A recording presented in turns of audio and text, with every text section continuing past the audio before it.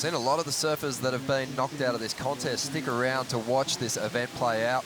One of them joins us now, current world number 4, Ace Buchan.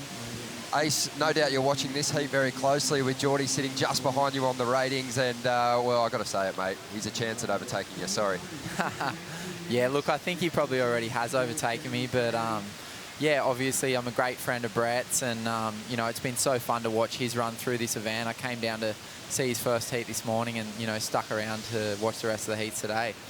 Mate, you said after your amazing finish in Tahiti, you felt like you were just one big result away from getting yourself into the world title conversation. It hasn't happened here, but can you get a second win over there in France to make it happen? Yeah, look, if I want to get in that conversation, obviously, you know, for anyone in that pack of guys that I'm sitting in, we need to be really dominant in Europe. And obviously it's been a happy hunting ground for me before, and they're two events that I really love and probably do suit me quite well if the waves are good. So, you know, I got nothing to lose. Obviously the pressure's on, you know, John and Gabe and Maddie. And this event definitely did open the door, and unfortunately for me, I didn't capitalise the other afternoon. Didn't really kind of surf poorly, but probably wasn't on the waves that I needed to be. And, you know, it's going to take no mistakes from here on in to really get in that conversation. Well, you had a couple of great heat score totals, just going down to Alex Ribeiro, who obviously has a lot of hunger coming into this event. But Ace, you were part of that top 10 picture that was decimated by the lower seeds or wild cards. Obviously a lot of conversation and debate on some of those close heats, especially those featuring the title contenders. Just your thoughts on those big matchups and those very controversial heats.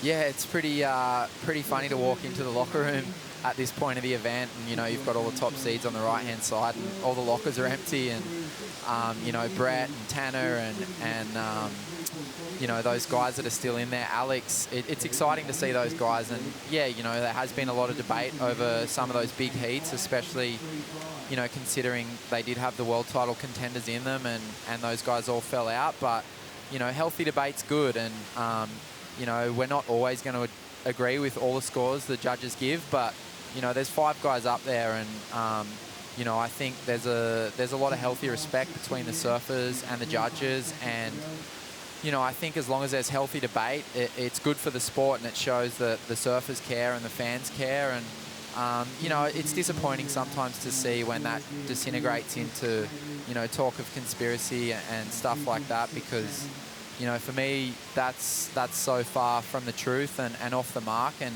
it's a little bit high school and a bit ridiculous. And yeah, I think, look, once it all settles down, it's going to be really exciting for the sport, you know, in Europe to see how this event plays out. Obviously, Kelly and Geordie are still in the mix. Philippe's potentially up there too if he can win this one, and it's going to be wide open, so we'll have to wait and see. Just quickly, just that shift up mentally. You've had heat losses, obviously, where you felt you got the job done, and then you've got to just quickly change gears. Who do you think shakes off those bad memories the best of the remaining title contenders, and who is your pick to basically go through that European leg and be hard to stop? Maybe myself. Oh, I hope so. Nah, look, I mean, I've always taken the opinion that through your career, you're going to get calls that you don't agree with, and they're going to maybe stick out in your mind, but you're going to get a lot of calls that potentially go your way that maybe shouldn't have. And I think you've got to understand that through the course of a long career, a lot of that's going to come out in the wash, and you know, you've got to be able to ride the ups with the downs, and it doesn't matter what sport you're in. I think that's something that, you know, a lot of the champions have, and you know, obviously that's why Kelly's been able to be so resilient and have that longevity. So yeah, it's going to be interesting to see how those top 3 guys bounce back. You know, obviously Maddie and Gabe had wins that they didn't potentially agree with. John, you know, he just surfed a poor heat, so you know, maybe he's going to be able to bounce back a little bit better. But you know, I know that Maddie and Gabe are, you know, really fired up, and so they're going to have to kind of find the fuel from that disappointment.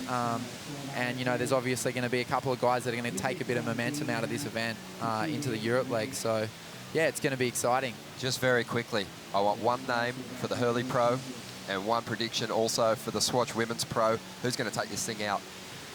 For me in the men's, I think looking at the forecast and looking at the performances so far, I'd find it hard to bet against Philippe. He's just so dynamic, especially when it is smaller, and he's got such good variety. Super powerful, amazing air game. And in the women's, I'd love to see Steph get a win. For me, she's doing the best surfing out here, you know, over the last few years, and kind of reads the wave and kind of matches the tempo so well. And just when she really does lay it on rail, I think, you know, she's doing the best surfing out of all the girls. So yeah, I'd go with Steph and Philippe. Fantastic. Ace, love the opportunity to have a chat to you. Enjoy your time here in California. Best of luck through the European League and obviously at the Pipe Masters. Cheers, guys. Thank you.